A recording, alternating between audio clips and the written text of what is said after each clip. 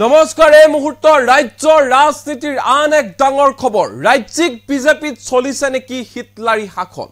এই প্ৰশ্ন এই মুহূৰ্তত উত্থাপন হৈছে এই প্ৰশ্ন উত্থাপন হোৱাৰ কাৰণ আছে কিয়নো আপুনি যদি এজন বিজেপি কাৰ্যকৰ্তা আপুনি যদি এজন বিজেপি নেতা বা কৰ্মী আপুনি যদি ৰাজ্যিক বিজেপিৰ নেতৃত্বৰ বিৰুদ্ধে কিবা কথা কয় আপুনি যদি ৰাজ্যিক বিজেপিৰ ভুলটো আঙুলিয়াই দিয়ে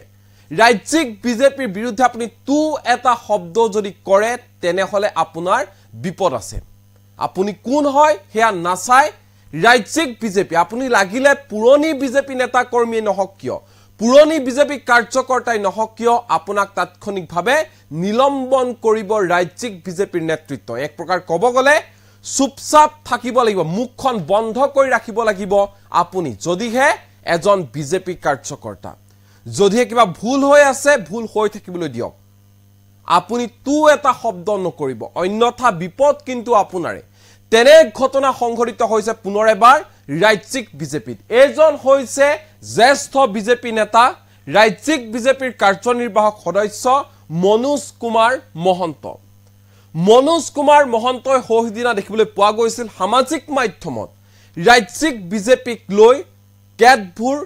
মন্তব্য কৰিছিল অৰ্থাৎ সামাজিক মাধ্যমৰ জৰিয়তে এটা বিশেষ পোষ্ট দিছিল ৰাজ্যিক বিজেপিৰ প্ৰায় 7 জনকৈ প্ৰাক্তন সভাপতিক উদ্দেশ্য কৰি এখন বিশেষ পত্ৰ লিখিছিল সামাজিক মাধ্যমৰ জৰিয়তে মনোজ কুমাৰ মহন্তই আৰু সেই সামাজিক মাধ্যমত পোষ্ট লিখাৰ বাবে এতিয়া নিলম্বন হ'ব লগা হ'ল মনোজ কুমাৰ মহন্তই সামাজিক মাধ্যমত পোষ্ট লিখি বিপদ ছপাই আনিলে খুদ মনোজ কুমাৰ মহন্তই তাৎক্ষণিকভাৱে মনোজ কুমাৰ মহন্তক নিলম্বন কৰিলে ৰাজ্যিক বিজেপিৰ সভাপতি ভৱেশ কলিতাই আৰু ইয়াৰ পাছতে এই প্ৰশ্ন উত্থাপন হৈছে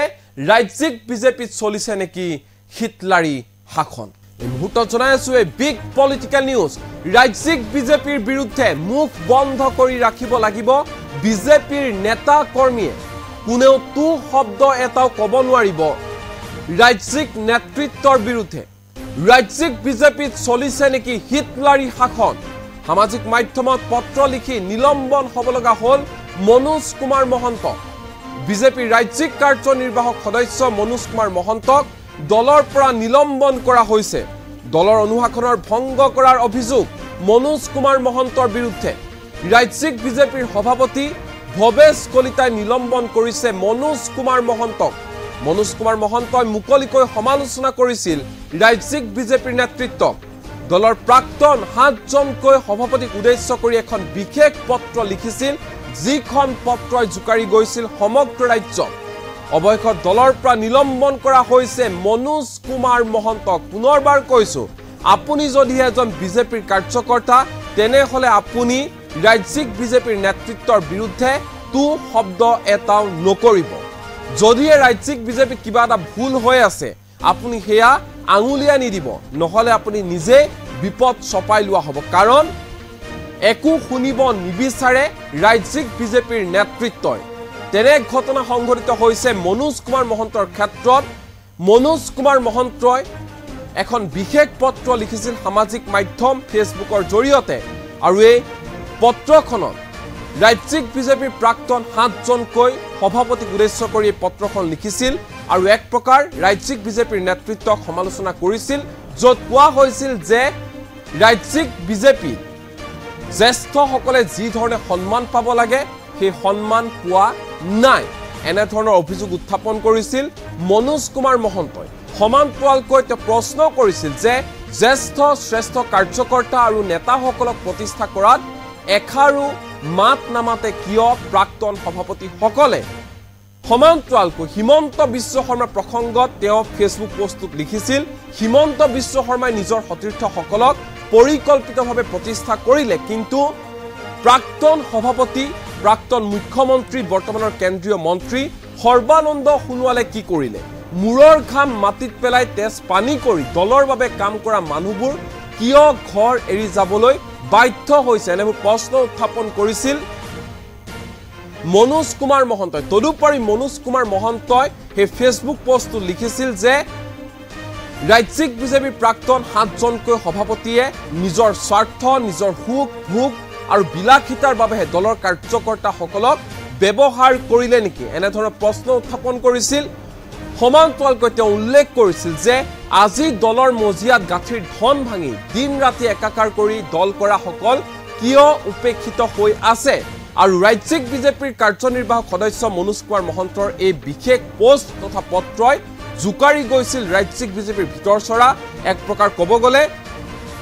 ৰাজ্যিক বিজেপি যি ধৰণৰ বিদ্ৰোহ আৰম্ভ হৈ গৈছে সেয়া স্পষ্ট কৰিছিল এই ফেচবুক পোষ্টটোৰ জৰিয়তে আৰু এক প্ৰকাৰ ককৰ্থনা কৰিছিল সমালোচনা কৰিছিল ৰাজ্যিক বিজেপিৰ নেতৃত্বক আৰু ইয়াৰ পিছতে ৰাজ্যিক বিজেপিৰ কাৰ্যনিৰ্বাহক সদস্য মনোজ কুমাৰ মহন্তক তাৎক্ষণিকভাৱে নিলম্বিত কৰিছে ৰাজ্যিক বিজেপিৰ সভাপতি ভৱেশ কলিতাই মনোজ কুমাৰ মহন্তৰ ভুল এটাই যে ৰাজ্যিক বিজেপি যি ধৰণে ভুল হৈ আছে সেয়া আঙুলিয়াই দিছিল মনোজ কুমাৰ মহন্তই আৰু সেয়াই কাল হল মনোজ কুমাৰ মহন্তৰ বাবে মনোজ কুমাৰ মহন্তক নিলম্বন কৰিলে ৰাজ্যিক বিজেপিয়ে এই মুহূৰ্তত মনোজ কুমাৰ মহন্তৰ এটা বিশেষ মন্তব্য আমাৰ লগত আছে সাংবাদিকৰ আগত মনোজ কুমাৰ মহন্তই নিজৰ সেই বিশেষ ফেচবুক পোষ্টৰ সন্দৰ্ভত কি মন্তব্য প্ৰকাশ কৰিছিল শুনোৱা হওক তো মই কিবা বুলি নাভাবো কাৰণ দলৰ মানে কাৰ্যনিৰ্বাহক সদস্য এজন বা দুজন নহয় 500তকৈও অধিক গতিকে ইমান এটা বৃহৎ পৰিসৰত হয়তো কোনজন মনোজ মহন্ত বুলিলে কিবা খোজা সভাপতি ডাঙৰীয়া থাকিব পাৰে সেইটো স্বাভাৱিক কথা কাৰণ তেওঁ হাজাৰ হাজাৰ মানুহৰ লগত দিনটোত সংস্পৰ্শ কৰি থাকে আৰু আমিও বৰ বেছিকৈ এনেকুৱা নহয় যে প্ৰেচিডেণ্টৰ মুখে মুখে পাছে পাছে লাগি থাকোঁ আমি দলৰ কাৰ্যকৰ্তা কাৰ্যত থাকোঁ সাধাৰণভাৱে আমি কাৰ্যৰ লগতহে জড়িত গতিকে তেনেকৈ যদি কৈছে সেইটো হয়তো কিবা এটা তেওঁ পাহৰিছে বা স্বাভাৱিক হ'বও পাৰে সেইটো সুবিধা হোৱাৰ কথাই নাহে কাৰণ দলৰ ৰাজ্যিক সভাপতি এজন বৰ সৰু মানুহ নহয় বা কম পৰিসৰৰ তেওঁ নিজক ব্যস্ত ৰখা মানুহ নহয় গতিকে সেই সূত্ৰে তেখেতৰ যিটো প্ৰতিক্ৰিয়া সেই প্ৰতিক্ৰিয়াটো মই অস্বাভাৱিক বুলি ক'ব নাযাওঁ তেনেকুৱা কিবা থাকিব পাৰে বাট এজ এ হ'ল মই ৰাজ্যিক কাৰ্যনিৰ্বাহক হিচাপে যোৱা 3টা টাৰ্ম কাৰ্যনিৰ্বাহক কৰি আছোঁ আমাৰ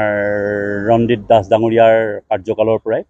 গতিকে তাত কিবা মোৰ ফালৰ পৰা মিছা বা মই কিবা এটা মিছা কৈ পেলাই তেনেকুৱা এটা প্ৰক্ৰিয়া কৰা নাই